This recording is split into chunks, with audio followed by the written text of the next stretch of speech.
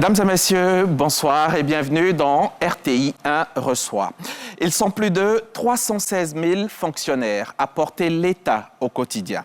Et pourtant, dans les couloirs de l'administration, les échos n'ont pas toujours été glorieux. Lenteur, favoritisme, inégalité, absence de reconnaissance, opacité dans les concours, démotivation persistante, autant de mots qui ont longtemps miné la relation entre l'usager et l'État. Mais les choses bougent, heureusement. Alors que la Côte d'Ivoire s'est engagée dans une profonde transformation de son service public, où en sommes-nous réellement? Quels acquis? Quels défis? Et surtout, quels horizons pour cette fonction publique souvent critiquée, mais pourtant tant convoitée? Ce soir, la ministre d'État, ministre de la fonction publique et de la modernisation de l'administration, Anne-Désirée Oloto est notre invitée. Elle est avec nous pour répondre aux attentes, aux doutes et aux critiques. Merci donc, Madame le ministre, d'avoir accepté notre invitation. Et puis ce soir, comme toujours d'ailleurs, je ne serai pas seul. Un autre journaliste m'accompagne et ensemble, on posera les questions en rapport avec votre département, Madame le ministre. Et ce monsieur, c'est Monsieur Sinclair Oula. Sinclair Oula, comment vous allez? Bonsoir Hamza, bonsoir Madame la Ministre. Bonsoir. C'est Sinclair Oula, donc, qui est journaliste, éditorialiste à l'hebdomadaire Le Panafricain.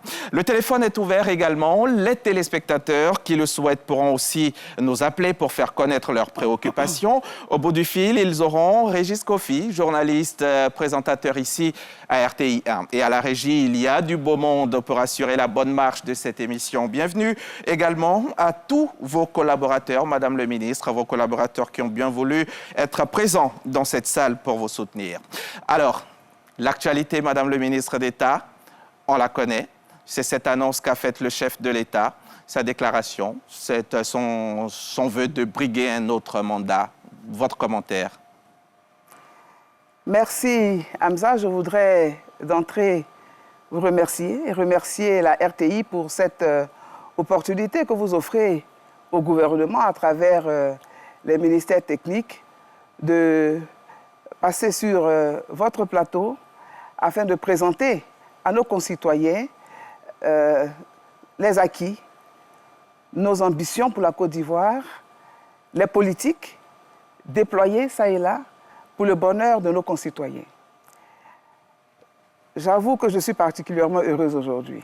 Heureuse parce que notre fonction publique a besoin de continuité. Elle a besoin de maintenir le cap.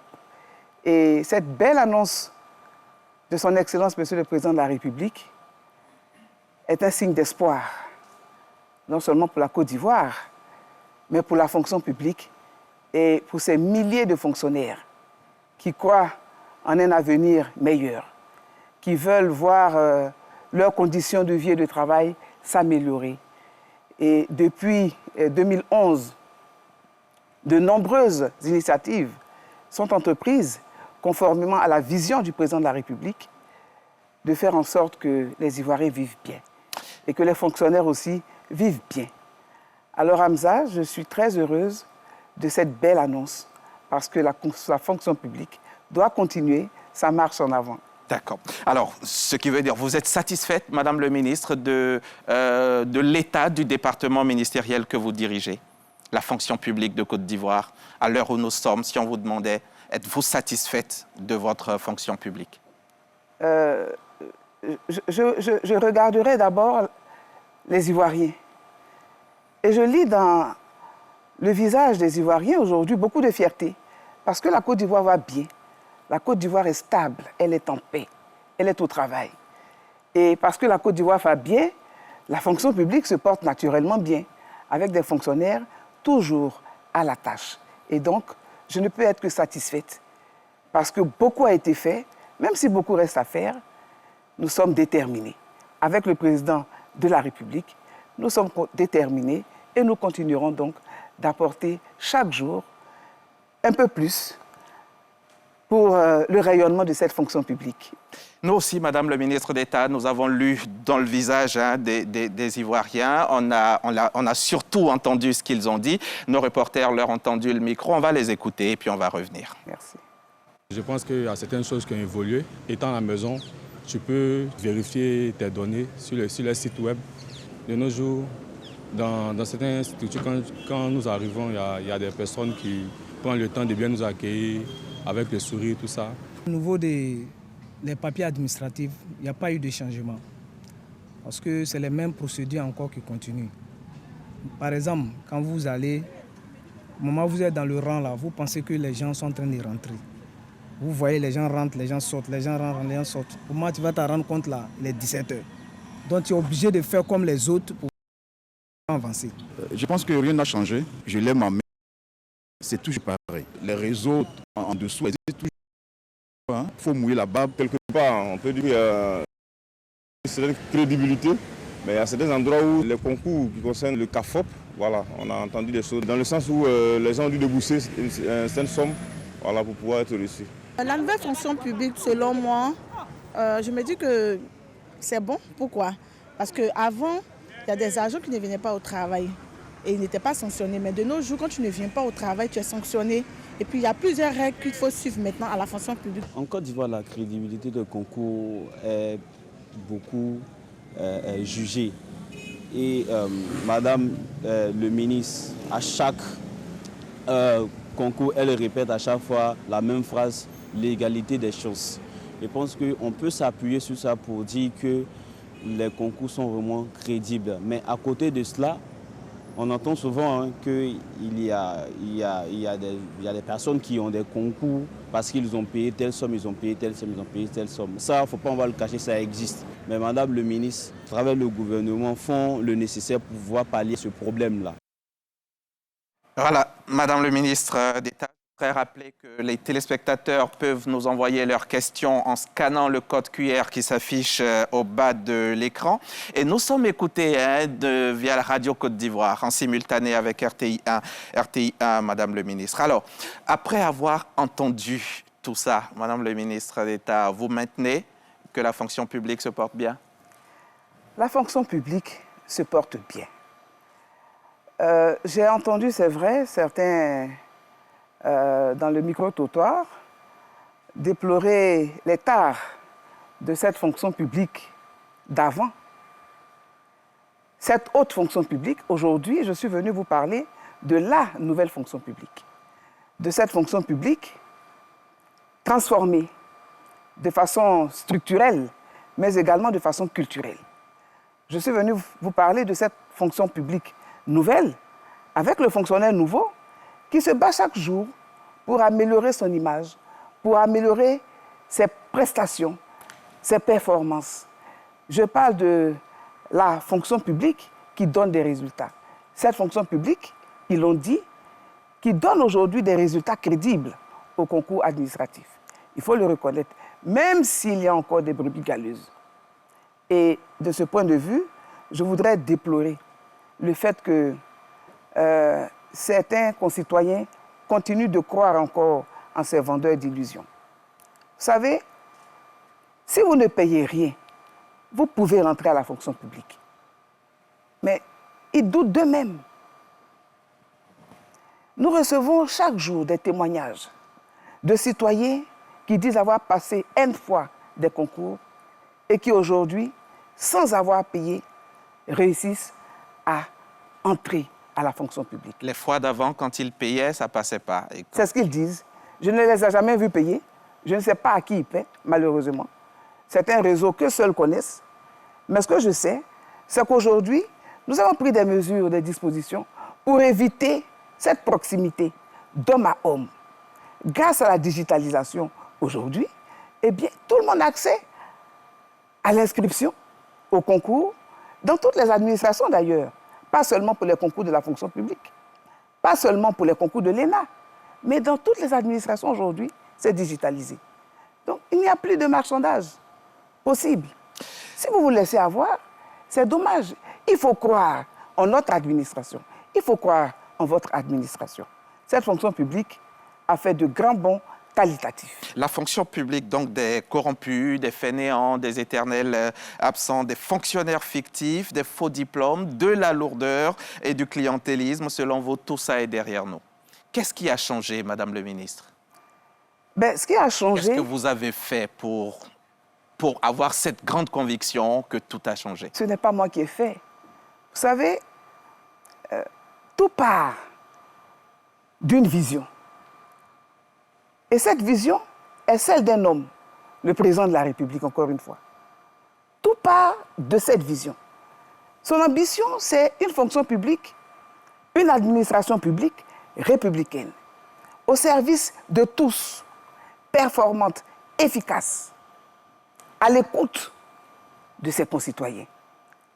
Dès lors, les animateurs de cette administration publique, sous l'autorité de leurs différentes hiérarchies, sont chargés donc de concevoir des politiques qui nous permettront d'obtenir des résultats. Donc c'est une fonction publique aujourd'hui de mission qui veut des résultats. Fonction publique républicaine ouverte à tous. Mettre donc des mécanismes en œuvre pour que tous les Ivoiriens aient accès à la fonction publique. Pour lutter contre la corruption. Et des institutions aujourd'hui ont été créées pour lutter contre la corruption.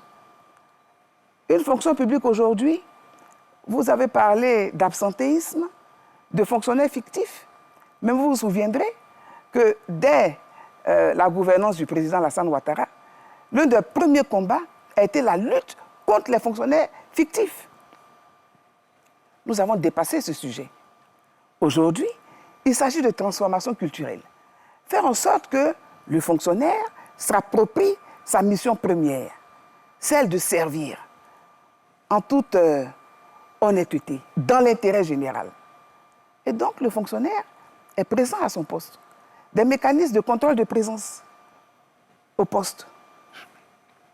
Alors, pourquoi voulez-vous aujourd'hui que je revienne sur cette fonction publique ancienne où on se permettait d'être absent à son poste, alors qu'aujourd'hui, si vous êtes absent, ce seul maillon faible va gripper la chaîne d'exécution.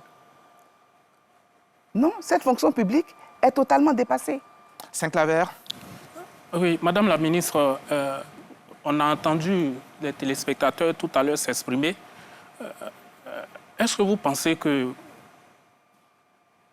les actions de changement, de transformation que vous menez au sommet sont sapées par certains de vos collaborateurs à la base et que, de façon générale, vous ne maîtrisez pas un peu ce qui se fait en dessous de vous? Alors, peut-être que je ne comprends pas bien votre question, mais je vous parle d'une administration structurée, organisée, avec une hiérarchisation des rôles. Je vous parle d'une administration nouvelle, hein. Je ne parle pas de la vieille fonction publique. Oui, Madame la ministre, je dis que nous venons d'entendre les téléspectateurs tout à l'heure. Il y a même un notaire qui dit qu'il levait la main pour dire que les vieilles pratiques existent toujours et que rien n'a changé. Ma question c'est, n'avez-vous pas l'impression qu'il y a des choses qui se font, des choses très peu catholiques qui se font, et qui font que il y a toujours la corruption qui existe au niveau de cette fonction publique-là? N'avez-vous pas cette impression? Non, je n'ai pas cette impression. Parce que de toutes les façons, ce citoyen qui tout à l'heure nous disait avec force que ces mauvaises pratiques existent, il devrait savoir qu'il a la possibilité de dénoncer. Et qu'il y a aujourd'hui des mécanismes mis en place, pas seulement par la fonction publique, elle-même par le ministère en charge de la fonction publique, mais par l'État de Côte d'Ivoire, à travers la haute autorité pour la bonne gouvernance. Donc c'est un engagement national, transversal, qui touche toutes les administrations. Il lui appartient de dénoncer. Dès lors qu'il aura dénoncé, il aura des sanctions. Et aujourd'hui, parce qu'il y a des sanctions, donc les fonctionnaires font très attention. Mais la sanction ne s'appliquera pas seulement aux fonctionnaires corrompus, mais elle s'appliquera aussi aux corrupteurs. S'il y a corruption, c'est parce qu'il y a corrupteurs et corrompus. Mais je voudrais indiquer honnêtement que les choses évoluent positivement. Ce qui compte, c'est que d'année en année, nous ayons une masse critique de fonctionnaires honnêtes, loyaux, sérieux, à l'esprit républicain, qui nous permettent d'inverser la tendance. Les mauvaises graines, on en aura toujours. Dans toutes les sociétés de tout temps, il y a toujours eu des mauvaises graines. Le plus important, c'est l'engagement à tout mettre en œuvre pour sortir de notre administration ces mauvaises pratiques. Et ceux qui ont parlé tout à l'heure l'ont dit également, oui, il y a de bonnes avancées. Oui, aujourd'hui, les résultats des concours sont crédibles, il faut le reconnaître. Malheureusement, celui qui pense par contre que ça existe a dû se laisser avoir. Je suis désolé, mais je ne peux que répéter qu'il faut changer d'approche. Seuls les méritants doivent intégrer la fonction publique et de plus en plus, seuls les méritants intègrent la fonction publique. D'accord, Madame le ministre d'État, on va y aller secteur par secteur. La formation continue. La formation, aujourd'hui, à la fonction publique est effective, hein, selon nos données, mais c'est surtout l'accès à la formation qui lui reste inégal entre les corps et régions, d'après ce qu'on dit. Alors, la formation, il faut reconnaître, il faut d'abord situer les choses dans leur contexte. Aujourd'hui, la formation est un engagement fort du gouvernement qui a tout mis en œuvre d'ailleurs pour que nous ayons un nouveau statut général de la fonction publique. C'est la raison pour laquelle je ne cesse de vous parler de la nouvelle fonction publique. Nouveau statut général de la fonction publique qui a acté le principe de formation obligatoire, donc qui est en réalité un droit pour les fonctionnaires. Donc désormais, tout fonctionnaire doit bénéficier d'une formation.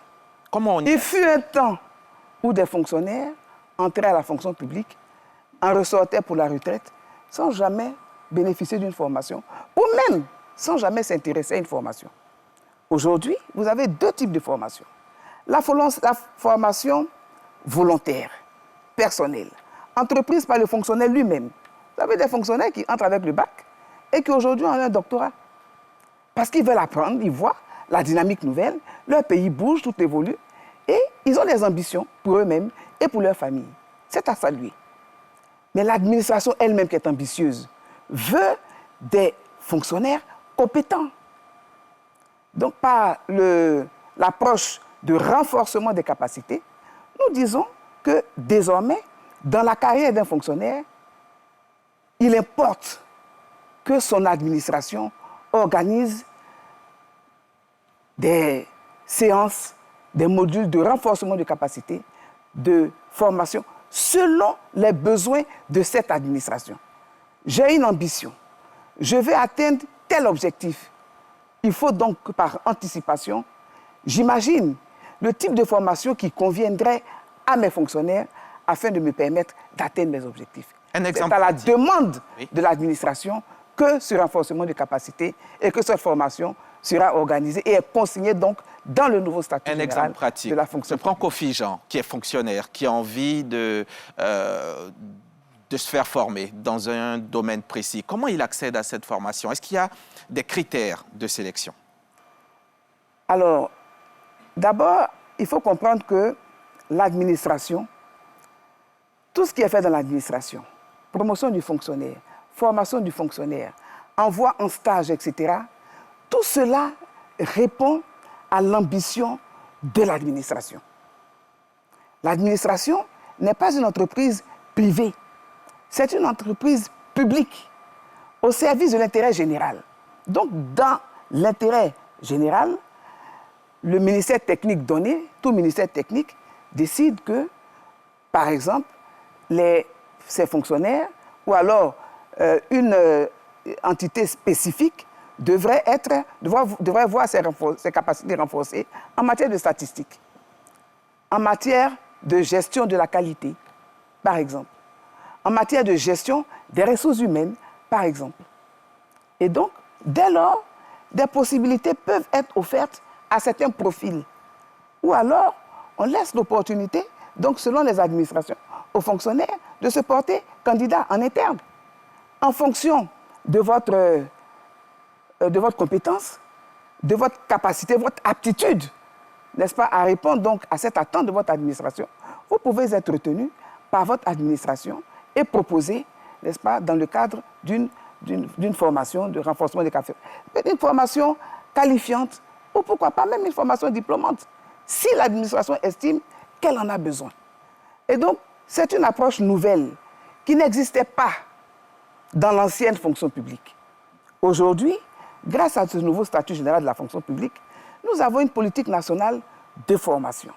Nous avons une stratégie de la formation. Est-ce que vous avez aussi un plan de suivi de l'impact, justement, que peut avoir la formation sur la carrière Absolument, puisque nous avons aujourd'hui professionnalisé la fonction de gestionnaire des ressources humaines dans notre administration. Donc, ce sont des fonctionnaires aptes à la gestion des ressources humaines et capables d'organiser donc le suivi de la formation de ce personnel. Et dans ce cadre-là, aujourd'hui, à l'ENA a été ouverte une filière de gestionnaires des ressources humaines qui sont des énarques, qui sont formés. Nous sommes aujourd'hui à la 2e cohorte de fonctionnaires qui sont sortis de l'ENA, bien outillés pour gérer les ressources humaines de l'État de façon professionnelle, certainement mieux que dans le privé. Nous n'avons rien à envier. Donc aujourd'hui, au privé, croyez-moi, cette fonction publique-là, elle bouge bien. Saint-Claver. Oui, Madame la ministre, quand on parle de formation, tout de suite, moi, je pense au numérique. Nous sommes à l'ère du numérique et la fonction publique en est également une vitrine. Est-ce que à la fonction publique, déjà, dès le recrutement ou dès l'accès au concours, est-ce que la fonction publique pense déjà à la formation au niveau des fonctionnaires, à l'accès à l'outil informatique? Parce que ce qui m'a été donné de constater dans les antennes de la fonction publique, lors des formations, les fonctionnaires n'ont pas accès à l'outil informatique.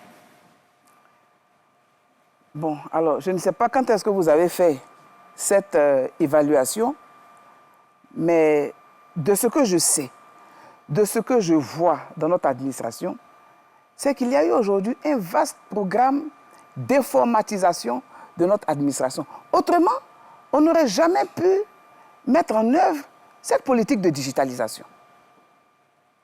Donc, nous avons dépassé cette question d'informatisation de notre administration. Madame la ministre, je ne parle pas d'administration, je parle des fonctionnaires qui sont admis au concours et qui sont en train d'être formés.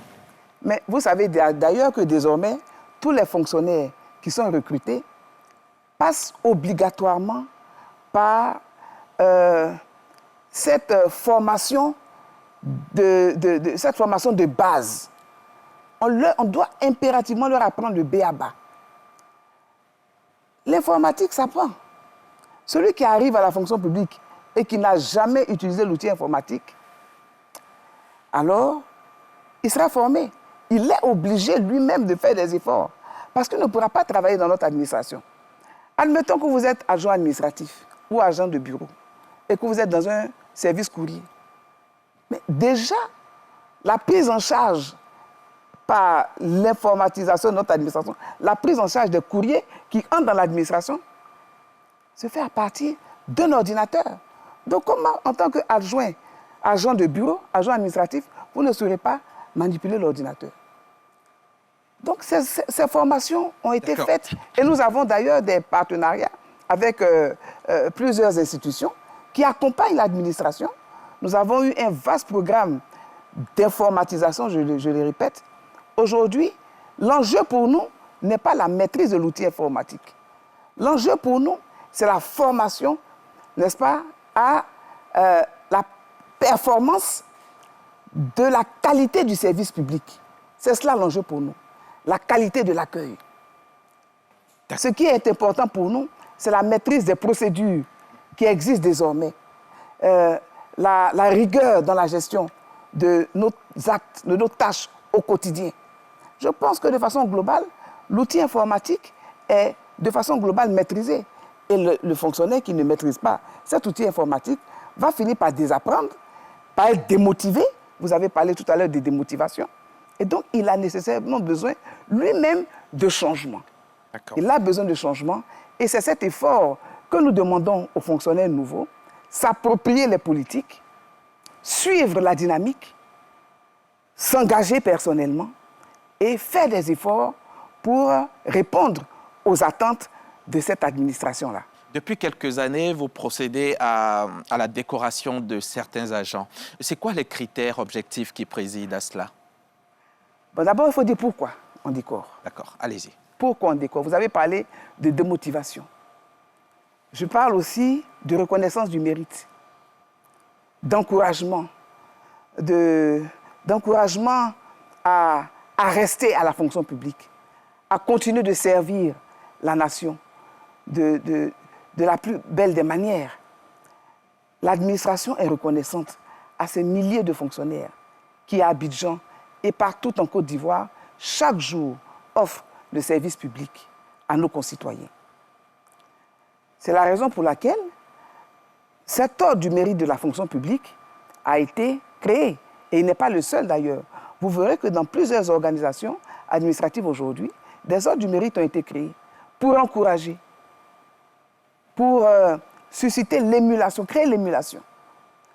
Alors comment et qui on décore? Il existe donc un comité chargé d'évaluer les candidatures, d'examiner ces candidatures. Ce n'est pas la fonction publique, dans le cadre de l'ordre du mérite de la fonction publique, qui désigne qui sera décoré. Il appartient aux administrations de proposer des candidatures au ministère en charge de la fonction publique. Quels sont les critères? Le premier critère, c'est d'abord l'ancienneté. De façon générale, je considère qu'un fonctionnaire qui est dans cette administration depuis 20 ans, qui n'a pas été décoré, cette situation mérite un regard particulier de la part de son administration. Pourquoi n'a-t-il pas été décoré? Est-ce qu'il n'est pas méritant? Est-ce qu'il n'a pas été exemplaire? C'est la raison pour laquelle nous donnons l'opportunité aux administrations directement de faire des propositions à la fonction publique. Et chaque année, nous décorons 500 fonctionnaires. Vous me direz, ce n'est pas suffisant.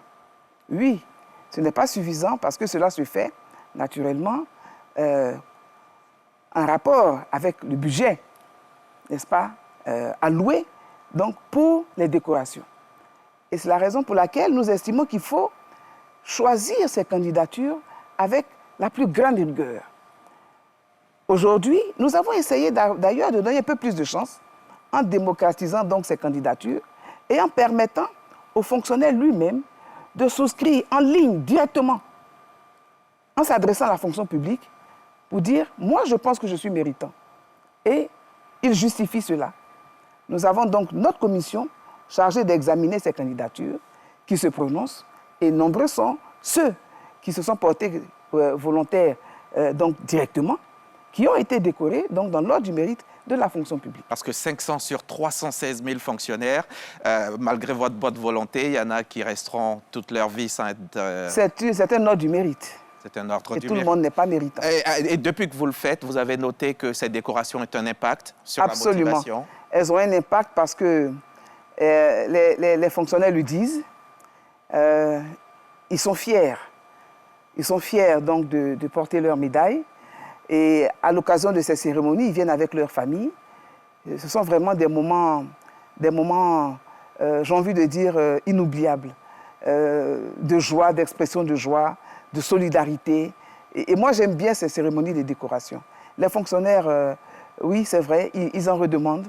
Ils en redemandent. Nous espérons qu'en fonction de l'embellie de la Côte d'Ivoire, pourquoi pas, pour les prochaines années, on aura l'occasion d'en décorer un peu plus. Saint-Claver. Madame la ministre, bon, moi, vous me décorez, oui, mais après, quel privilège il y a à avoir des décorations Alors, quand vous me dites quel privilège il y a à avoir une décoration, je regarde cette dame qui était sur le point de partir à la retraite, parce qu'elle part à la retraite donc à la fin de cette année 2025, et qui, pour la première fois dans sa carrière, a été décorée. Et qui me dit, Madame la ministre d'État, j'en aurais voulu à mon administration si elle ne m'avait pas reconnu ce mérite-là, d'avoir servi en tant qu'enseignante dans des villages, partout, dans plusieurs localités du pays. Je partirai à la retraite fière d'avoir servi mon administration. C'est un privilège parce que tout le monde ne peut pas être décoré. Madame le ministre, allez-y. Madame le ministre d'État, alors, il y a des jeunes gens qui dénoncent le maintien en poste illégal de certains fonctionnaires. Est-ce qu'il y a des mesures correctives qui sont prévues? Alors, je ne sais pas qu'est-ce qu'on appelle le maintien en poste illégal de certains fonctionnaires. Parce que dans l'administration, pour être à un poste, il faut être désigné pour être à ce poste. Et il faut le mériter. Oui, il faut le mériter, mais déjà, il faut être désigné à ce poste. Il faut être affecté à ce poste. Ensuite, si c'est un poste de responsabilité, il faut être nommé à ce poste. Nommé soit par un arrêté, ou alors nommé par un décret du président de la République, selon votre grade. Mais il nous parvient, Madame le ministre d'État, que certaines sanctions tardent à être appliquées, malgré les preuves qui sont disponibles. Alors, vous savez... Est-ce qu'il y a de deux poids, deux mesures? Moi j'aime bien parler sur la base de choses factuelles, d'éléments concrets, donc qu'on indique clairement. Je ne sais pas comment est-ce qu'un fonctionnaire qui est sanctionné par son administration, ce qui veut dire qu'il est passé devant le conseil de discipline de la fonction publique. Quelle peut être cette sanction? La suspension de salaire, de solde de salaire? Si son salaire est suspendu, il ne lui appartient pas d'aller à la direction de la solde dire « Voilà, je viens d'être sanctionné, donc sanctionnez-moi, suspendez mon salaire ». C'est cette administration qui fait le suivi et qui transmet le dossier donc à qui de droit pour la sanction. Et les fonctionnaires sont sanctionnés quand ils le méritent. Mais cette sanction-là, en dehors de la révocation, ou peut-être même, pourquoi pas, du licenciement, parce que le licenciement existe aussi dans le statut de la fonction publique. Mais cette sanction prend fin.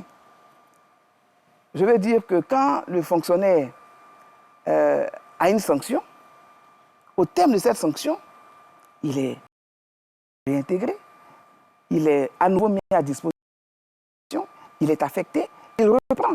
L'objectif de la sanction était de l'aider à changer. La sanction n'est pas faite pour sanctionner, c'est-à-dire le révoquer définitivement. Non, il y a plusieurs types de sanctions. Alors, la non-application d'une sanction, je ne crois pas qu'elle existe. Et je voudrais peut-être me saisir de l'occasion pour dire qu'en réalité, même le conseil de discipline ne peut pas s'arroger le droit d'agir selon ses propres règles. Ils agissent selon les textes en vigueur, selon des procédures qu'il faut respecter. Mais si la procédure n'a pas été respectée, bien souvent c'est ce qui arrive. Le président du conseil de discipline ne saurait sanctionner de façon arbitraire ou de façon abusive. Ce qu'il faut éviter dans cette administration-là, c'est aussi le clientélisme. Ce sont des sanctions dirigées. Et donc, il faut faire attention. Quelles sont les fautes, il faut faire attention. Les fautes les plus fréquentes dans l'administration dont vous avez connaissance? L'abandon de poste. L'abandon de poste, malheureusement. C'est pour cela que nous traitons avec la plus grande rigueur la question du contrôle des présences. Désormais, nous pensons qu'avec l'informatisation, la digitalisation et notre système de contrôle nouveau, qui sera donc, qui a déjà commencé à être mis en œuvre, eh bien, les fonctionnaires ne pourront pas s'absenter comme ils le veulent. Si on vous demandait un chiffre, vous en auriez pour nous? Ben, écoutez, selon les derniers chiffres enregistrés, on m'a signalé pour l'année 2024 environ 350 fonctionnaires qui ne viennent pas. Qui ne sont pas venus, qui ont abandonné leur poste, qui ont rusé avec leur administration. Malheureusement, c'est face à cela aussi que nous mettons en place des réformes. Nous faisons des réformes, que nous agissons avec rigueur pour contrôler effectivement la présence de chaque fonctionnaire, chaque jour ou de façon aléatoire, en Côte d'Ivoire et hors de Côte d'Ivoire. Saint-Claver, vous avez une question? Oui, Madame la Ministre, vous parliez d'abandon des postes. Généralement, hein, cela se voit au niveau du ministère de la Santé. Est-ce que vous pensez que c'est parce que l'offre n'est plus intéressante au niveau de la fonction publique qu'il y a ces abandons de postes? Je ne crois pas que l'offre ne soit plus intéressante. Tout à l'heure, M. Hamza Diaby l'a dit dans son propos liminaire. Cette fonction publique qui est fortement critiquée, dénigrée, et pourtant, qui est tant appréciée des Ivoiriens. Ce sont chaque année, dans le cadre de l'organisation des concours administratifs, des milliers d'Ivoiriens qui viennent frapper à la porte de cette fonction publique qui est pourtant critiquée. Mais moi, je vous parle de la nouvelle fonction publique qui a vu aujourd'hui une amélioration nette des conditions salariales de ces fonctionnaires. Les fonctionnaires qui, hier, prenaient le cas d'un infirmier diplômé d'État, aujourd'hui, quand vous regardez donc ce qu'il gagne, ce qu'il a gagné en plus ces 15 dernières années, il est heureux et fier d'être fonctionnaire. En principe, si c'est un bon fonctionnaire qui connaît les principes de cette administration républicaine, cette administration de service, cette administration de mission dont les fonctionnaires sont au service des populations. Cette administration dont les fonctionnaires travaillent seulement dans l'intérêt général. Les choses ont totalement changé. Vous avez une administration aujourd'hui où tous les fonctionnaires bénéficient d'une indemnité contributive au logement, indemnité qui a connu aujourd'hui une extension et une augmentation pour l'ensemble des fonctionnaires. Je ne parle pas de cette fonction publique qui hier voyait, dont les fonctionnaires voyaient l'allocation familiale payée à 2500 francs par enfant, et aujourd'hui qui reçoivent 7500 francs d'allocation familiale. Ce n'est pas de cette fonction publique-là, ancienne, que nous parlons. Il y a forcément quelque chose qui a évolué. Cette fonction publique aujourd'hui, où les fonctionnaires sont heureux d'aller participer aux fêtes de fin d'année, parce qu'ils savent qu'au plus tard le 10 du mois, ils percevront une prime spéciale qu'ils ont appelée la prime ado, qui leur donnera le tiers de leur salaire. D'accord. C'est de cette fonction publique-là qu'il s'agit, et je pense que le fonctionnaire bon citoyen est fier de cela. Gestion des carrières, on va en parler un petit peu. Il y en a des agents qui parlent de carrière bloquée. Qu'est-ce qui empêche encore l'application fluide des textes? Ce n'est pas possible qu'une carrière soit bloquée aujourd'hui. Pourtant, ils le disent, ça et là. Je ne sais pas qui le dit. Parce que ce fonctionnaire qui le dit n'est pas honnête avec son administration. Il sait que tous les 2 ans, il a une promotion automatique, tous les 2 ans. Il sait également, mais il ne peut pas avoir d'oubli, c'est automatique.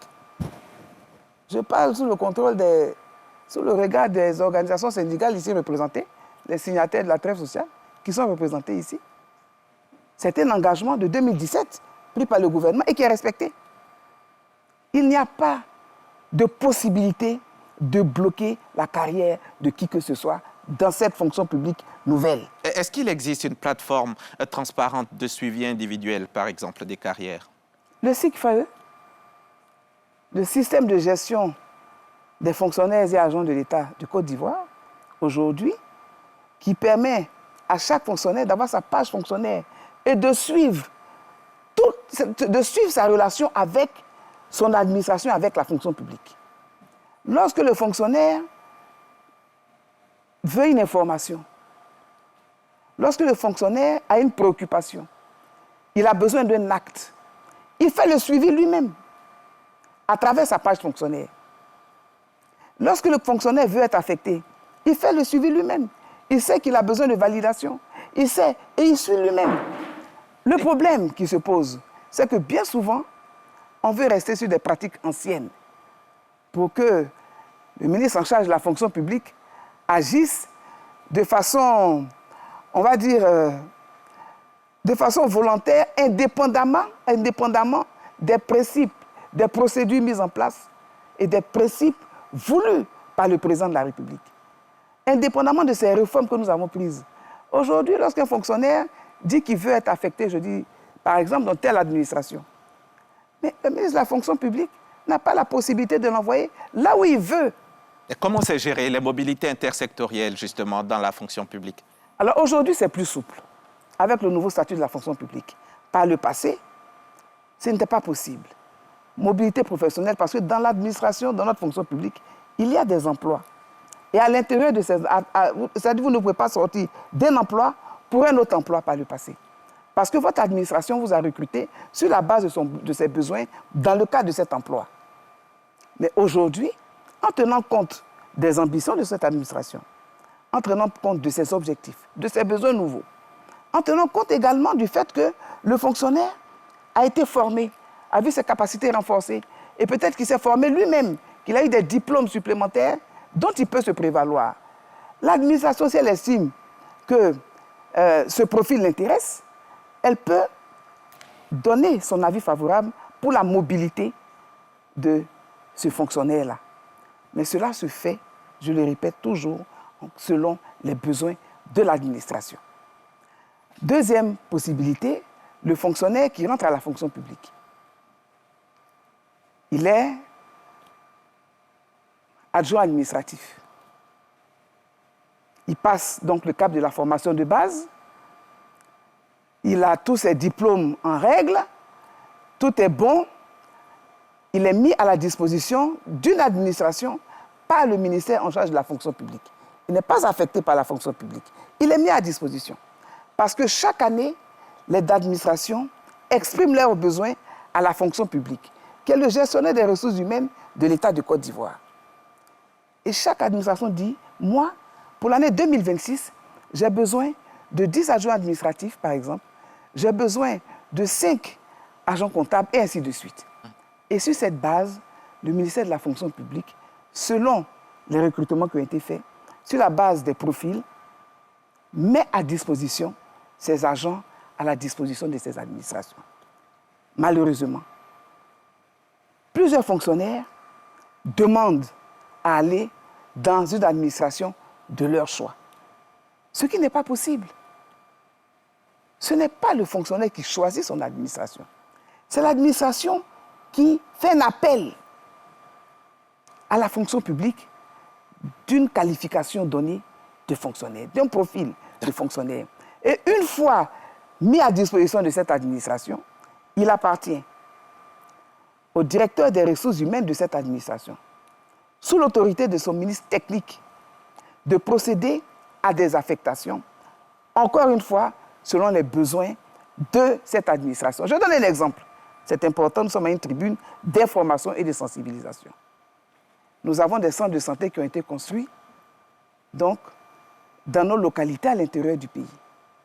Le ministère de la Santé demande à recruter, on va dire, 100 infirmiers diplômés d'État.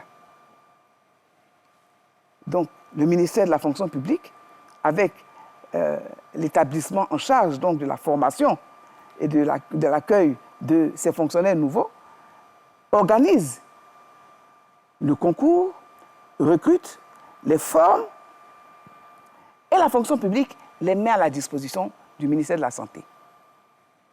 Le ministère de la Santé, en fonction de sa cartographie des centres de santé et hôpitaux, procède aux affectations. Là encore, il va se trouver des infirmiers, ou peut-être des sages-femmes, ou même des médecins, pour dire non, je viens d'être affecté à Couteau. Je préfère rester à Diaké, parce que mon village n'est pas loin. L'établissement qui a été construit à Couteau, c'est de cet établissement-là, c'est à cause de cet établissement qu'un recrutement a été fait. Et donc, vous êtes mis à disposition du ministère de la Santé pour y être affecté afin d'offrir le service public aux populations de cette localité. Et quand vous l'affectez aussi loin de son village, est-ce qu'il y a un accompagnement? Mais un Ivoirien n'agit pas par rapport à son village. Bien entendu. Il agit dans l'intérêt national. Est-ce qu'il y a un accompagnement pour ceux qui vont dans des endroits un peu plus reculés que d'autres? Il y a un salaire à payer. Il y a des avantages qui sont payés selon la localité donc, où vous êtes appelé à servir, par rapport, n'est-ce pas, à la prime de transport. vous avez la même allocation, je veux dire, la même indemnité de logement, par exemple, que celui qui est du même grade que vous, qui sert à Abidjan, vous serez certainement plus heureux parce que là-bas, vous aurez certainement un logement social. Vous ne direz pas à la fonction publique, j'ai un logement social, donc je renonce à mon indemnité contributive au logement. Voilà. C'est pour dire que il faut être, c'est cela, agir avec équité. C'est ça. Qu'est-ce qui explique, Madame le ministre d'État, que malgré la digitalisation, les services, les actes administratifs continuent de prendre autant de temps? Vous me donnez là l'occasion de mettre le doigt sur l'un des problèmes que nous avons. La sincérité des actes qui sont mis à la disposition de la fonction publique, le gestionnaire des ressources humaines, en particulier des diplômes.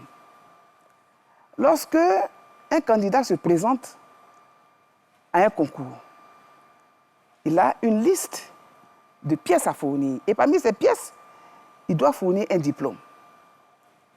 Mais cette fonction publique nouvelle, humaine, qui met le citoyen au cœur de sa politique, veut aider ces jeunes, n'est-ce pas, à avoir un premier emploi.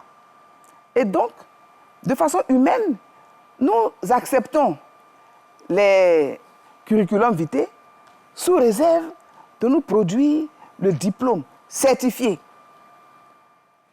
Si vous êtes déclaré admis à un concours, sous réserve de la présentation de votre diplôme, vous aurez une attestation d'admissibilité, mais qui n'est pas l'admission définitive.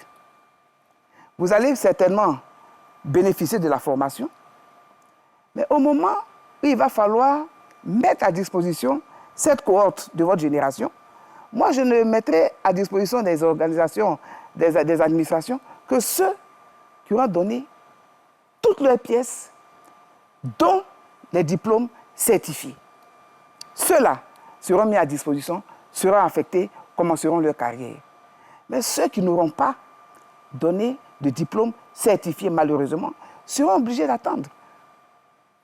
Et je suis obligé d'agir avec rigueur. Parce que qu'est-ce qui se passe si je manque de rigueur et que je recrute un fonctionnaire qui m'a donné certainement un faux diplôme?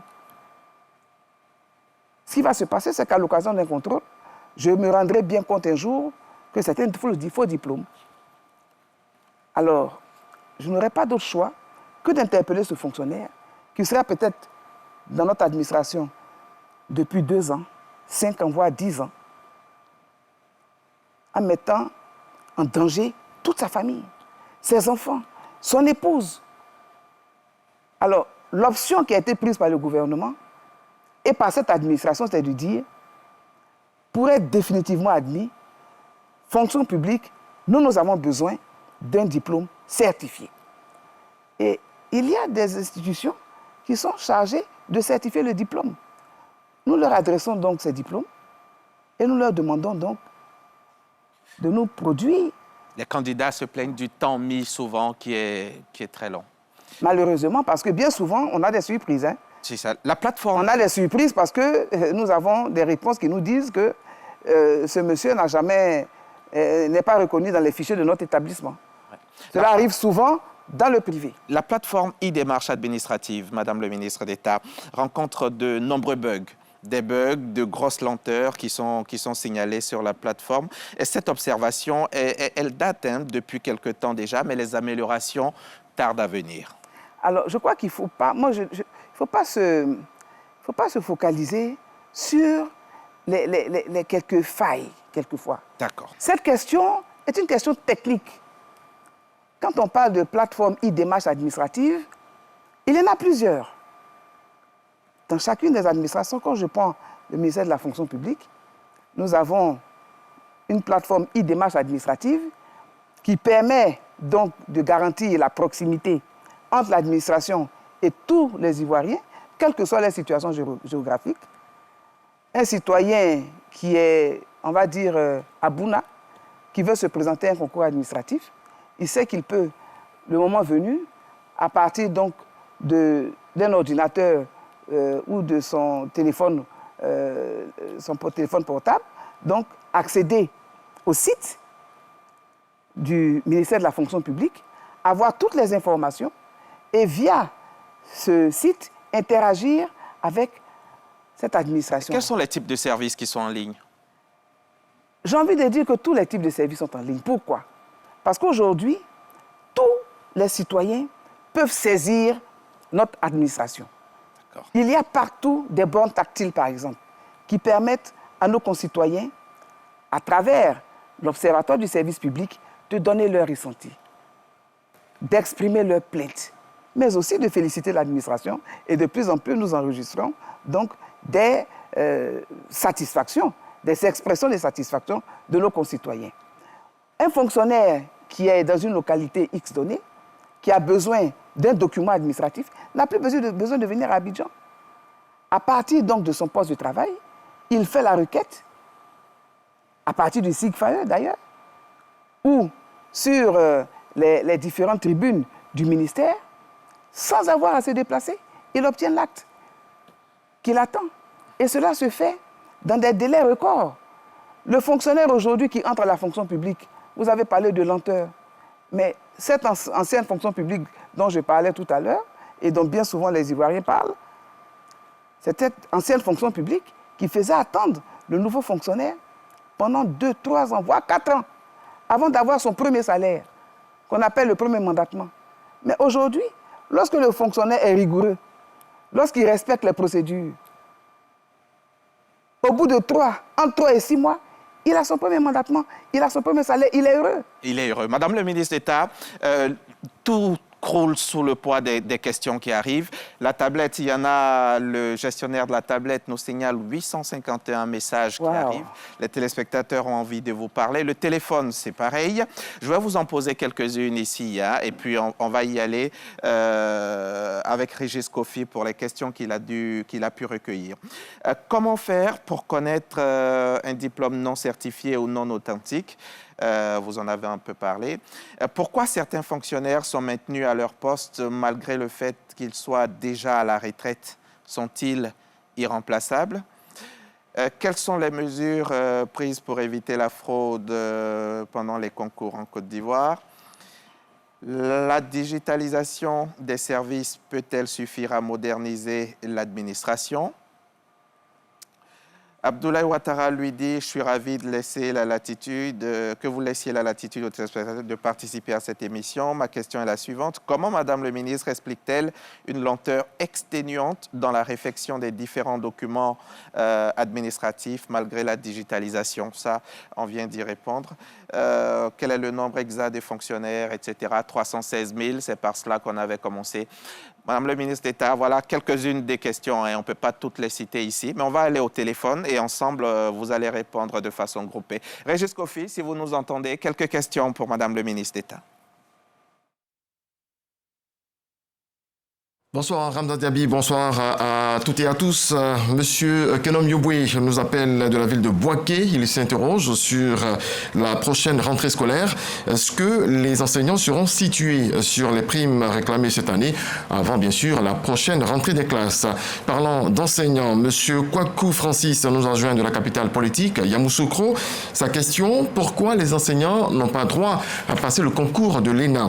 Monsieur Lakbo Jean à Grand Bassam ne comprend pas pourquoi, au titre du recrutement exceptionnel, des personnes qui sont en âge avancé sont retenues alors que ces derniers n'auront pas de pension à la retraite. Madame Traoré Karija à Danané présente une situation.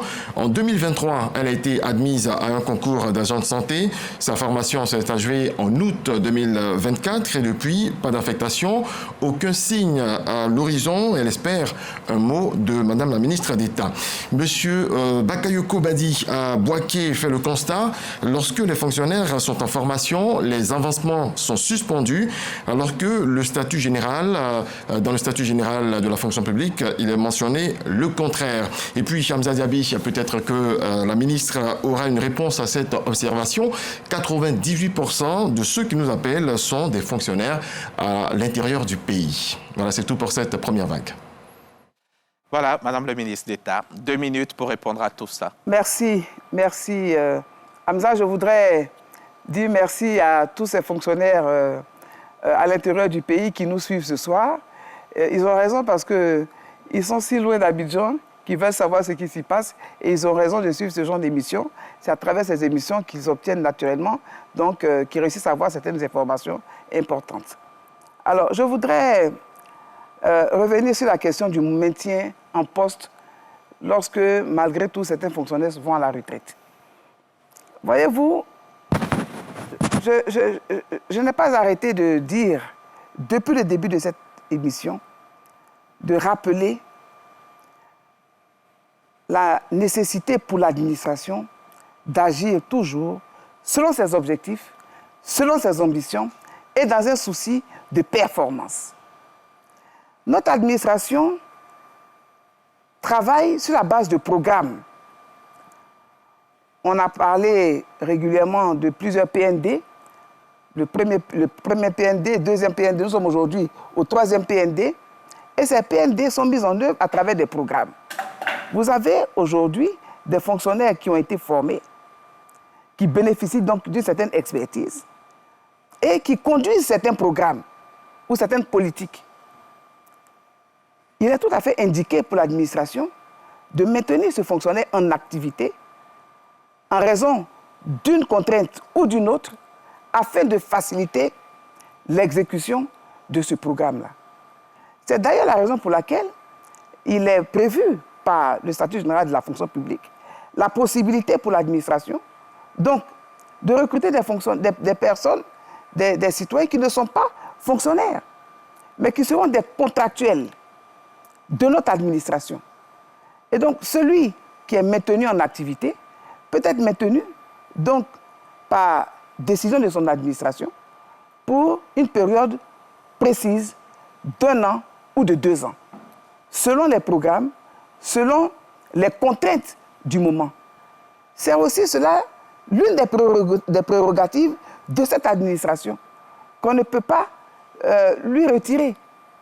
Donc, je voudrais demander aux fonctionnaires donc, leur compréhension de la chose. Parce que lorsque vous avez quelqu'un qui suit un programme et que vous laissez la personne partir à la retraite, vous aurez certainement, à un moment donné, un problème pour le bon suivi de l'exécution de ce programme.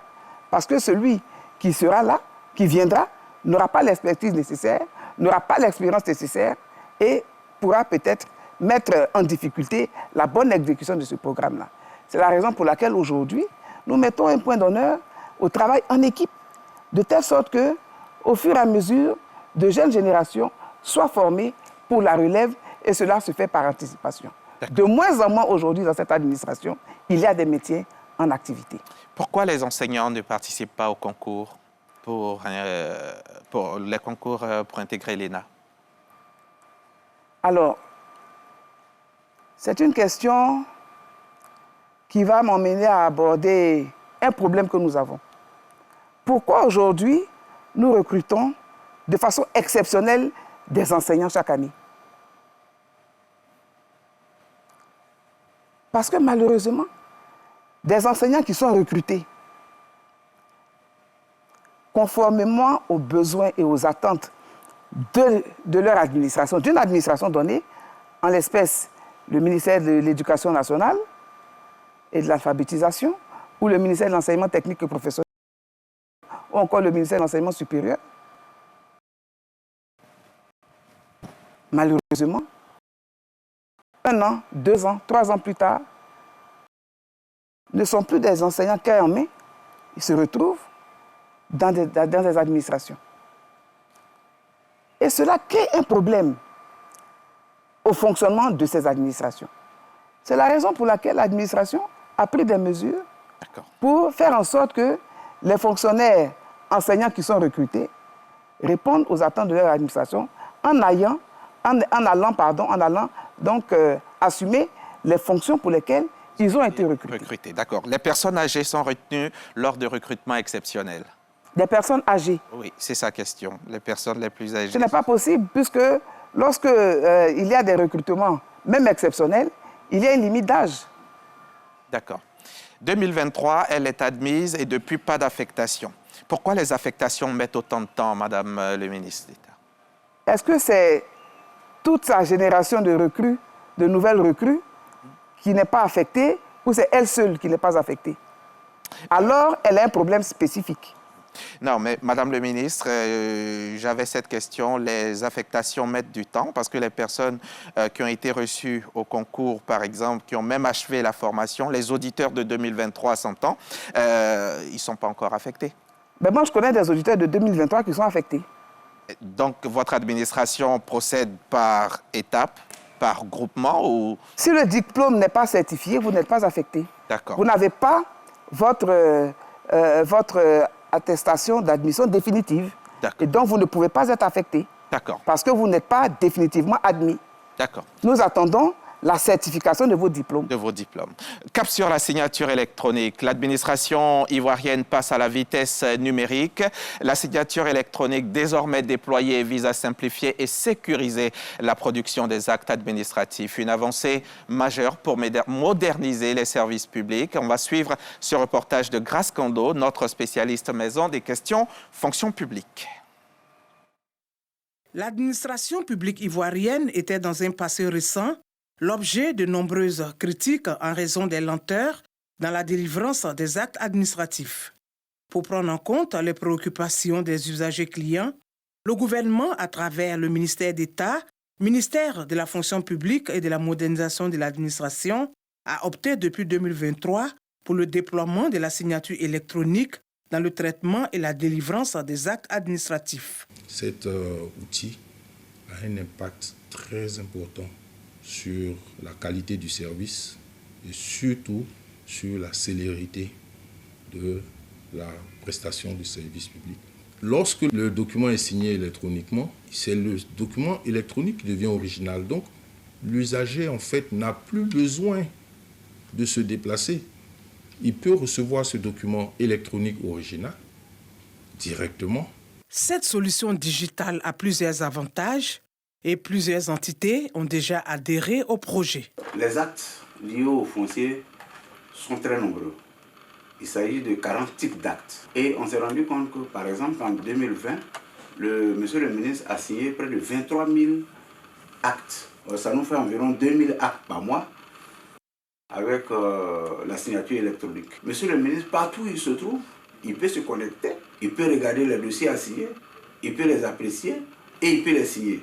Donc, ça ne va plus demander la présence physique du ministre au bureau avant de signer les actes. On a vu plusieurs fois, les gens venaient, ah non, vos dossiers ne sont pas encore prêts.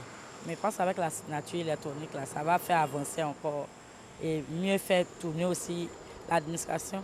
C'est un très bon projet, ça va permettre au ministre d'aller un peu plus vite. Tout le monde pourra avoir ses dossiers à temps au lieu d'attendre plusieurs mois ou plusieurs années souvent. La mise en œuvre de la signature électronique a bénéficié de l'appui technique des ministères de la Communication et de l'économie numérique. Madame le ministre, qu'est-ce qui garantit la sécurité des signatures numériques? Alors, nous avons des institutions qualifiées pour garantir la sécurité de ces documents administratifs. Aujourd'hui, je crois que la RTCI joue son rôle en la matière. Elles sont donc infalsifiables. Jusque-là, nous n'avons reçu en tout cas aucune plainte, aucune information d'un incident quelconque qui se soit produit. D'accord. Et les choses se déroulent très bien. Je crois que c'est aussi là une réponse à cette nouvelle fonction publique. D'accord. Au problème que vivaient par le passé les fonctionnaires. On va terminer cet axe. Les concours ENA 2026, le résultat, c'est pour quand, Madame le ministre d'État? Les résultats pour l'ENA 2026, pour les concours directs. Direct, oui. Le 21 août 2025, on aura donc les derniers résultats concours directs. Depuis quelques années, il y a les concours niveau BPC, comme agent de constatation des impôts, et puis commis du Trésor ou agent d'encadrement des douanes qui sont suspendus. Madame le ministre, ça laisse sur le carreau des milliers de jeunes qui n'ont que ce diplôme en poche. Est-ce que ça va être ouvert un jour? L'administration ne recrute que selon ses besoins. Si l'administration qui a besoin d'agents de constatation des douanes n'en a pas besoin, ben, la fonction publique n'en recrutera pas. Ce qui compte pour le concitoyen, c'est que la fonction publique lui fasse une offre. Je suis jeune, j'ai un BEPC, quelles sont les possibilités que m'offre mon administration pour accéder à la fonction publique? D'accord. Mais lorsqu'on ouvre les concours, vous allez en ligne et vous allez voir à partir de la plateforme tous les concours disponibles, n'est-ce pas, qui sont des opportunités pour ceux qui ont le BEPC. D'accord.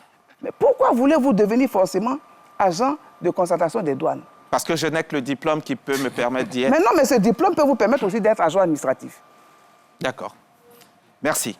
En Côte d'Ivoire, il y a une trêve sociale de 5 ans qui lie depuis 2022 le gouvernement aux syndicats. Le dialogue a permis donc certaines avancées, mais les syndicats réclament des réformes concrètes. Qu'est-ce qu'ils ont pu obtenir? Qu'ont-ils obtenu? Que réclament-ils? On va voir cet éclairage avec David Soyo. Le dialogue social est considéré comme un instrument essentiel dans la stabilité sociale et le développement économique d'une nation. Ce processus tripartite implique le gouvernement, les employeurs et les travailleurs. Il prend tout son sens en Côte d'Ivoire. Depuis 2011, les discussions entre les centrales syndicales et le gouvernement ont permis d'obtenir une trêve sociale pour une période de 2022 à 2027, soit 5 années sans mouvements sociaux.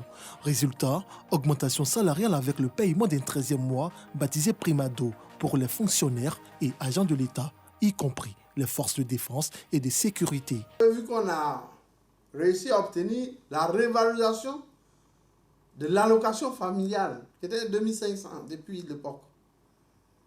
On a pu obtenir aussi la revalorisation de l'indemnité de transport qui ont été fixées depuis 1964 pour la fonction publique commencée. C'est la première fois que nous avons joué sur la revalorisation. Et nous avons aussi permis la généralisation de l'indemnité de logement pour que tous les fonctionnaires aient droit à l'indemnité de logement. Et il y avait 88 000 fonctionnaires qui n'avaient pas de droit. Donc tous ceux-là ont pu obtenir l'indemnité de logement. Mais en plus de l'obtention et de la généralisation, on a pu obtenir que cette indemnité de logement pour l'ensemble des fonctionnaires de Côte d'Ivoire soit revalorisée, augmentée de 20 000 francs. Nous avons aussi pu obtenir que les injustices, les inégalités qui étaient là à travers des classifications, on puisse les corriger. Et depuis donc la signature, de façon technique, nous avons procédé à la correction de ces mauvaises classifications. Et aujourd'hui, on a un bénéfice de 1247 milliards acquis pour les fonctionnaires agents de l'État. Malgré ces dispositions, les organisations syndicales attendent davantage de l'État du Côte d'Ivoire. Donc pour nous, il nous faut aller plus loin. Après la formation de façon centrale, la formation dans les régions et dans les départements, il faudrait que les préfets prennent les relais et sous-préfets pour instituer ces cadres similaires à nos cadres pour que le dialogue social soit à tous les compartiments. Que chaque année, nous puissions discuter de ce qui peut être acquis en cours d'année, de ce qui peut être programmé, chronogrammé correctement, pour qu'on ait une visibilité, pour qu'à la fin, le dialogue social soit l'unique instrument d'acquis sociaux. En attendant la fin de la trêve sociale, plusieurs défis sont à relever, notamment l'indice référentiel de base, l'harmonisation des grilles indiciaires, la généralisation des indemnités ou primes, en particulier celles réclamées par le secteur éducation-formation, selon les organisations syndicales. David Soyo et Seydou Ouattara, tous les deux signaient donc ce reportage. Madame le ministre d'État, depuis 2017, les urgences gouvernementales justifiaient la signature d'une trêve sociale. Vous allez nous le rappeler. Pourquoi? Oui, absolument. Pourquoi un dialogue et qui a gagné quoi? C'est vrai, Soro Mamadou, dans cet élément, nous en a cité quelques-uns des éléments, mais vous allez nous dire qui a gagné quoi très rapidement, s'il vous plaît. Qui a gagné quoi? La question est intéressante. Qui a gagné quoi? Le ministère a gagné quoi? Le gouvernement quoi? Mais d'abord, la Côte d'Ivoire a gagné. Les fonctionnaires, ils ont gagné quoi? La Côte d'Ivoire, tous les Ivoiriens ont gagné. en termes de stabilité, en termes de paix sociale. Rien ne vaut la paix. Rien ne vaut la paix. Rien ne vaut la stabilité. Rien ne vaut la quiétude de nos concitoyens. Donc toute la Côte d'Ivoire a gagné. Alors, deuxièmement, les fonctionnaires ont gagné. Je ne parle même pas des organisations syndicales. Parce que le combat de ces organisations syndicales a permis à tous les fonctionnaires de gagner. Tous les fonctionnaires aujourd'hui ont vu, donc, on bénéficie d'une indemnité contributive au logement, tous, ce qui n'était pas le cas par le passé, plus 20 000 francs. Tous les fonctionnaires aujourd'hui, je parle du personnel civil, mais aussi du personnel militaire, bénéficient de la prime spéciale ado, qu'ils appellent la prime ado, qui est payée au plus tard le 10 du mois de janvier de chaque année, depuis 2023. Aujourd'hui, tous les fonctionnaires, même les retraités, ont une prime spéciale. Même les retraités. Donc, je considère que les travailleurs ont gagné, les travailleurs du secteur public ont gagné, les retraités ont gagné et, naturellement, nos militaires également ont gagné. C'est tout à l'honneur du gouvernement et du président de la République. Et donc, le gouvernement a forcément gagné en crédit, en confiance. C'est la raison pour laquelle je persiste à croire, et d'ailleurs, avec les organisations syndicales, que le dialogue est notre, j'ai envie de dire, est notre instrument privilégié, doit être notre instrument privilégié pour faire avancer donc l'épanouissement de nos travailleurs, de nos fonctionnaires de Côte d'Ivoire, le dialogue. Alors, la prime exceptionnelle dont vous êtes si fière, hein, Madame le ministre d'État, et à juste titre, pourquoi certains agents disent n'avoir rien reçu? Ben, écoutez, il faut leur poser la question. Parce que dans les livres du ministère des Finances et du Budget, du Trésor public, tous les fonctionnaires reçoivent cette prime ado. Tous. Tous. De façon équitable. Saint-Claver. Oui, Madame la ministre, vous êtes sans ignorer que les besoins surviennent en fonction du coût de la vie. Est-ce que vous pensez qu'aujourd'hui, avec ce que les Ivoiriens disent, la cherté de la vie et autres, le geste que le gouvernement a posé, tous les éléments que vous énumérez, vous pensez que c'est largement suffisant et qu'il n'y a pas de raison pour les fonctionnaires de réclamer encore certains... Ce n'est pas ce que j'ai dit. Aujourd'hui, le gouvernement travaille sur la base d'une politique. Cette politique-là, nous l'appelons la Côte d'Ivoire solidaire. Et c'est au nom de cette Côte d'Ivoire solidaire que tous ces avantages ont été obtenus par les fonctionnaires de Côte d'Ivoire, grâce à la dynamique des organisations syndicales, grâce à l'engagement du gouvernement. Mais au-delà des fonctionnaires, c'est tout le corps social qui a bénéficié et qui bénéficie de plusieurs avantages sociaux, de plusieurs actions de solidarité, tant en milieu urbain qu'en milieu rural. Je ne viendrai pas, plusieurs ministres sont passés sur cette tribune. Si vous interrogez la ministre de la Solidarité, vous verrez, si vous interrogez le ministre chargé de la promotion de la jeunesse, vous verrez combien les Ivoiriens sont soutenus partout, pour les jeunes, pour les femmes, pour les familles. Si vous regardez aujourd'hui les programmes développés par Madame la Première Dame à travers le Fonds FAFSI, vous verrez que partout, c'est cette Côte d'Ivoire solidaire qui rend les Ivoiriens heureux. Mais j'ai envie de dire aussi que, comme dit l'adage, l'appétit vient en mangeant. Les fonctionnaires le disent. On demande à celui qui peut donner. Ils ont confiance au président de la République. En 2022, lorsque nous avons achevé nos négociations, nous nous sommes entendus sur le fait qu'il fallait donc négocier sur la base des revendications transversales. Et c'est au nom de ces revendications transversales que le président de la République a pris ces mesures qui ont été qualifiées par les fonctionnaires comme étant des mesures inédites. salué par tous les fonctionnaires. D'accord. Demain, peut-être parlerons-nous donc d'autres préoccupations particulières, mais toujours est-il qu'aucun sujet n'est tabou dans le cadre de ce dialogue. Toujours est-il que des mécanismes sont mis en place au niveau sectoriel, au niveau de la fonction publique, dans tous les ministères pour créer ce cadre, renforcer ce cadre de dialogue et faire en sorte que nous demeurions à l'écoute de nos organisations syndicales. Ce dialogue a peut-être permis des avancées, ça, ils le notent, ils le disent, mais ils dénoncent surtout la lenteur dans l'exécution de certains engagements. Tous les engagements pris par le président de la République, il les a pris avec effet immédiat. Quelle est la lenteur? Pourquoi on assiste à une répartition illégale des primes, Madame le ministre, dans les ministères? Il ne faut pas aborder les sujets qui fâchent.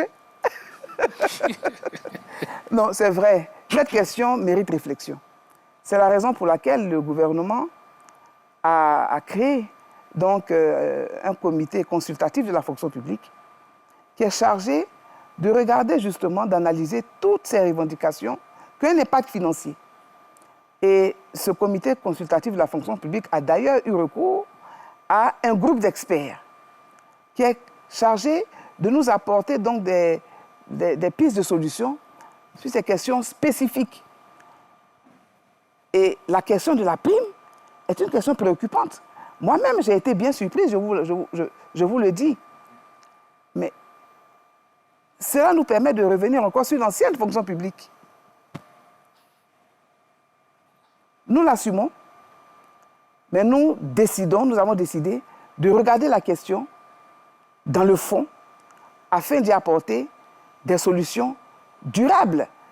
Ça peut justifier, par exemple, pourquoi tous les jeunes fonctionnaires ont envie d'aller dans des ministères précis. Ça ne justifie pas cela. Ça peut justifier. La fonction publique a ses principes. Cette fonction publique est une fonction publique de mission, est une fonction publique de valeur.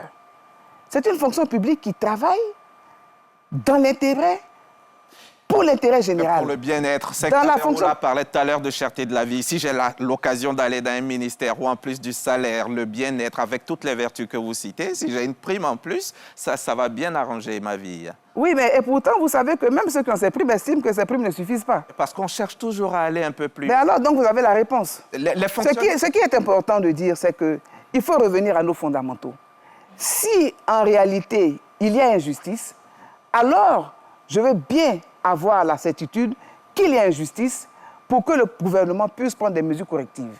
Et c'est dans cette démarche que nous nous situons et nous demandons donc aux organisations syndicales, avec nous-mêmes dans le cadre du comité consultatif, de réfléchir de la manière la plus objective pour que cette question soit traitée. Nous ne la fuyons pas, cette question. Nous voulons l'aborder avec la plus grande objectivité. Parlons d'injustice, il nous revient que des primes des personnels des corps d'informatique de la police nationale ne seraient pas versées, alors que tous les informaticiens de la fonction publique ont droit à des primes. Ceux-là particulièrement n'en ont pas. Alors peut-être qu'il faut se rapprocher du ministère de l'Intérieur pour savoir ce qui s'y passe. Je voudrais vous dire que lorsque nous sommes confrontés à un problème, il faut prendre le temps de connaître la nature de ce problème. D'accord. Je ne veux pas me prononcer sur des choses que je ne connais pas. Nous avons mis en place un comité consultatif de la fonction publique. Nous avons dans chaque ministère un comité sectoriel de dialogue social. Et chaque ministère est chargé de transmettre au ministère en charge de la fonction publique les attentes des organisations syndicales et des fonctionnaires de leur administration. Sur la base de ce que nous recevrons, alors des études seront réalisées, des enquêtes seront menées pour comprendre le pourquoi de chaque chose. D'accord, très bien. Mais ce qui est important, je reviens, c'est de comprendre que notre administration fait des efforts pour apporter des réponses à tous les problèmes auxquels nous sommes confrontés. Et chaque année, les réponses sont apportées aux problèmes que vivent les fonctionnaires. Madame la ministre, c'est clair qu'il y a une certaine injustice qui existe aujourd'hui au niveau de l'administration. Il y a des ministères à prime, comme il a dit tout à l'heure mon confrère, des ministères à prime, où il y a un effectif pléthorique de fonctionnaires qui veulent y aller, même des enseignants. Vous avez dit tout à l'heure, on forme des enseignants pour assumer leur charge, mais des enseignants aussi vont là pour pour être plus clair, le ministère de l'économie et des finances. Et il y a des ministères qui ne sont pas des ministères à prime où l'effectif n'est pas... Il y a un manque criant de personnel. Est-ce qu'aujourd'hui, vous réfléchissez à faire en sorte que l'ensemble des fonctionnaires ivoiriens bénéficient, ne serait-ce que des primes qui puissent booster cette dynamique que vous attendez de la fonction? Comment vous faites pour être plus informé que moi? Oui, mais madame la ministre, parce qu'il y a des ministères où des fonctionnaires ne bénéficient vous savez, pas effectivement des primes. moi j'aime bien travailler sur des faits précis, sur ce qui est dit clairement. Parce que de façon générale, oui, il y a des ministères, Mais pourquoi se plaint-on? Si tant est qu'il y a un nombre pléthorique de fonctionnaires dans tel ou tel ministère aujourd'hui, mais pourquoi donc certains disent on veut y aller, on nous empêche d'y aller? C'est parce que cela ne peut plus se faire. La question a été corrigée. Vous avez parlé de l'ancienne fonction publique. Je ne sais pas par quel miracle certains fonctionnaires se retrouvaient donc de façon, comme vous dites, pléthorique dans certaines administrations. Mais la question a été réglée. Elle a été réglée. La nouvelle fonction publique dit que désormais, pour aller dans tel ou tel ministère, il faut avoir l'autorisation préalable du ministre de tutelle, du ministre technique. Parce que l'administration recrute selon les besoins, encore une fois. Donc on ne va pas, on ne se promène pas d'administration en administration. On va servir selon les besoins exprimés. Et donc cela n'est plus possible. Je peux vous l'assurer. Mais en même temps, Hamza, permettez-moi de le dire, une réforme est toujours difficile. Un changement est toujours difficile. Ce qu'on faisait avec tant de facilité par le passé, naturellement que c'est difficile. C'est la raison pour laquelle nous voulons bien comprendre ces mécanismes de primes dont on parle. Autrement, tous les fonctionnaires de Côte d'Ivoire ont une prime. Ils ont la prime ado. Ils ont l'indemnité contributive au logement. Ils ont la prime de transport. Ils ont ça. Ça existe déjà. Ils ont ça, mais d'autres ont des primes en plus. D'accord, d'autres ont des primes en plus. Comment ils ont fait pour les avoir? Pourquoi le ministère de l'économie, il y avait des principes. D'accord. Malheureusement, il y a peut-être certainement eu donc, des abus, mais tout cela mérite d'être corrigé. Tout à fait. Et est de plus en plus corrigé. On entend dire même, Madame Cela est de plus en plus corrigé. Madame le ministre, qu'il y a des enseignants ici en Côte d'Ivoire qui attendent encore des rappels de primes, des primes de correction, des primes de logement. Vous êtes au courant? Non, les primes de logement, ce n'est pas possible, puisque tout le monde a sa prime de logement. Mais la correction? Pour la correction, il y avait un problème parce que par le passé, il disait on fait une correction. Je crois que la ministre de l'Éducation nationale, avec l'engagement fort du Premier ministre et celui du ministre des Finances, donc, a trouvé solution. Désormais, lorsque les corrections se font, dans l'année N, les primes sont payées, les primes de correction sont payées. Cela se fait, je pense, depuis l'année dernière.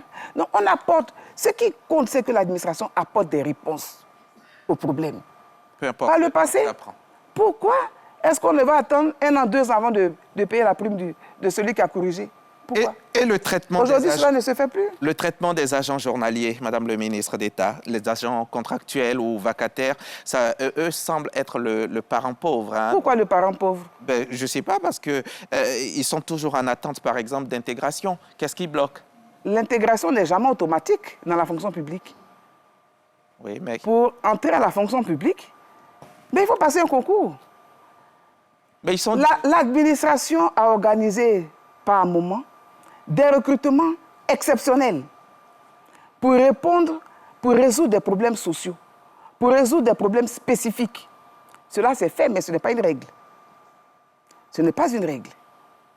L'administration peut avoir recours à des contractuels spécifiques pour une durée déterminée, mais rien ne l'oblige à recruter automatiquement ce contractuel lorsqu'il est en fin de contrat. D'accord.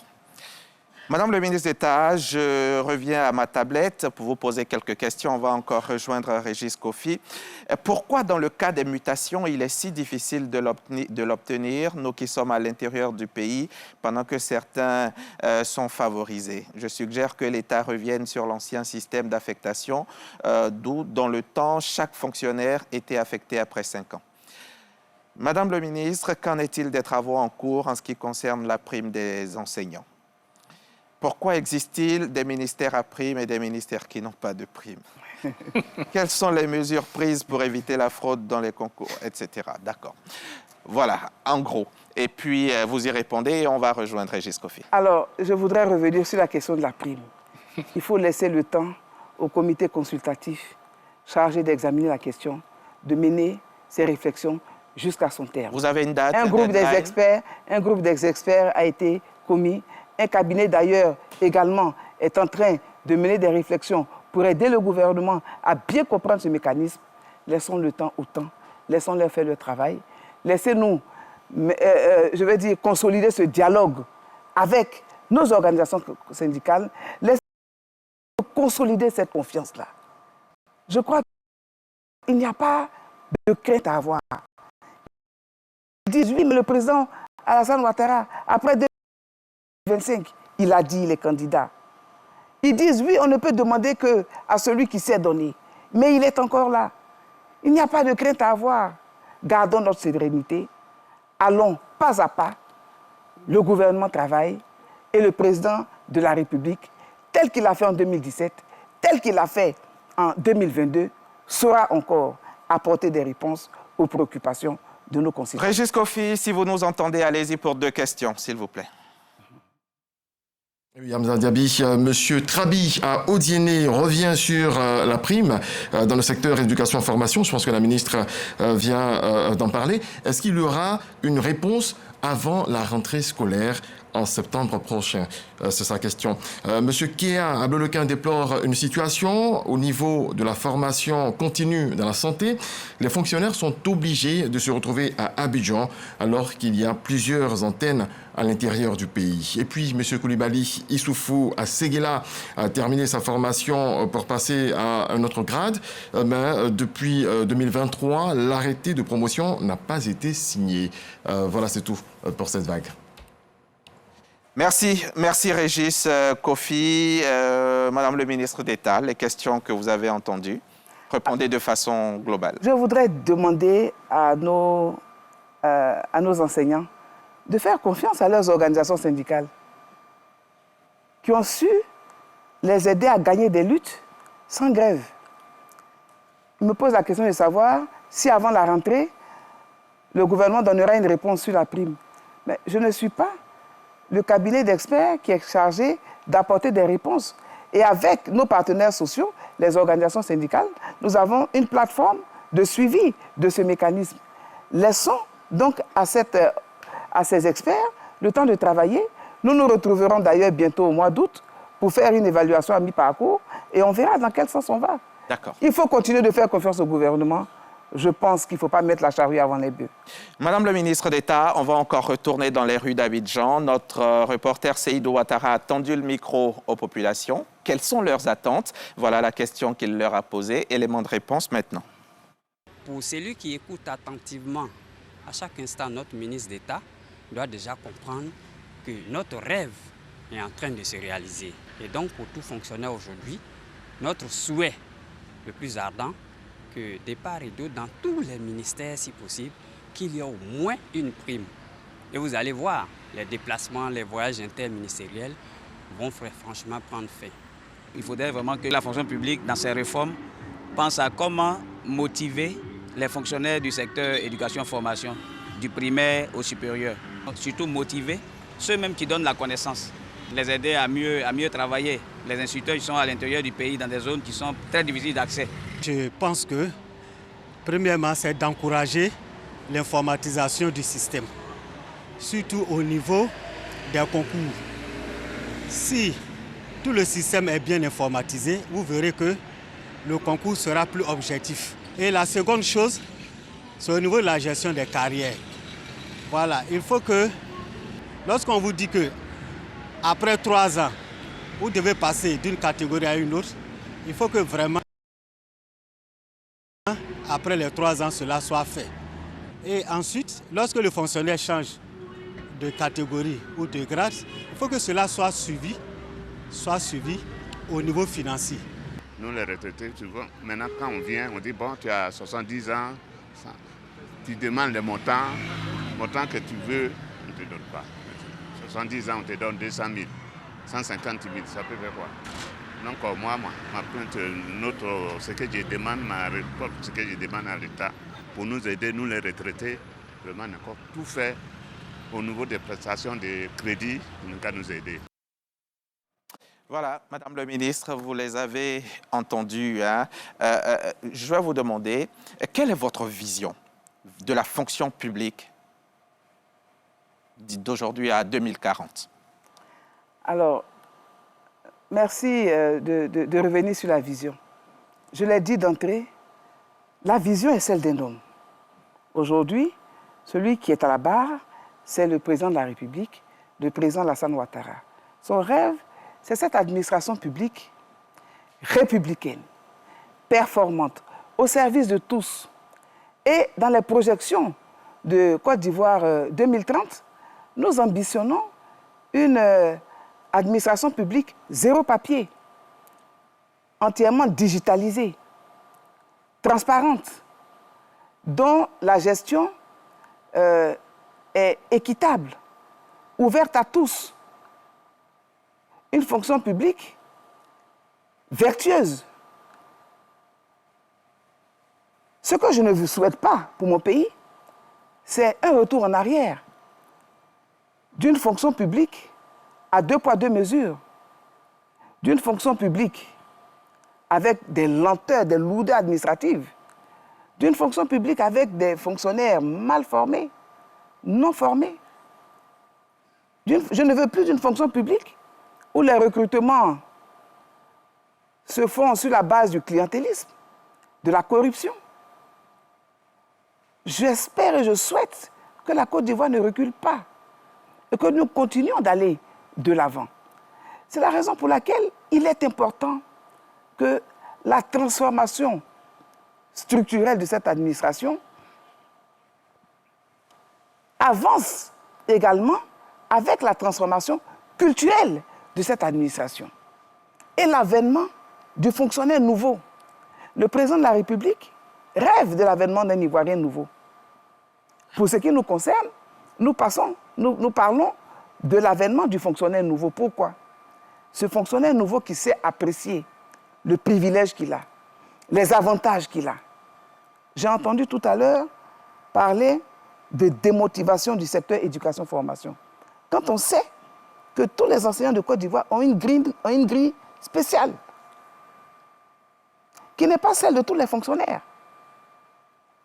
Malgré cela, lorsqu'ils viennent en administration centrale, ils maintiennent le privilège de cette grille spéciale. Alors qu'ils auraient dû être alignés sur les autres fonctionnaires. Merci. Le gouvernement sait et connaît le mérite des enseignants. D'accord, merci madame. Ce qui importe, ce qui compte aujourd'hui, c'est de savoir que le gouvernement continue de faire des efforts pour améliorer les conditions de vie et de travail de ces fonctionnaires. Des fonctionnaires. Merci beaucoup. Merci madame le ministre d'État. Merci d'être venu. Merci Saint-Claver-Oula. Merci. Merci beaucoup. La RTI vous dit grand merci à vous et à vos collaborateurs. Le service public, ce n'est pas seulement une administration, c'est un visage, c'est une voix, c'est un comportement, c'est l'image de l'État dans le regard du citoyen. Alors que le chantier de sa transformation se poursuit, les attentes restent immenses, les critiques sont parfois sévères, mais l'espoir demeure. Espoir d'une fonction publique équitable, Madame le ministre d'État l'a dit, une fonction publique efficace, une fonction publique moderne, parce que la fonction publique de demain se bâtit aujourd'hui ensemble. Et ce soir, donc, à travers les réponses données, chacun aura pu mesurer combien l'État est au service de tous. Merci de votre confiance. On se retrouve très vite pour un nouveau numéro de RTI 1 Reçoit.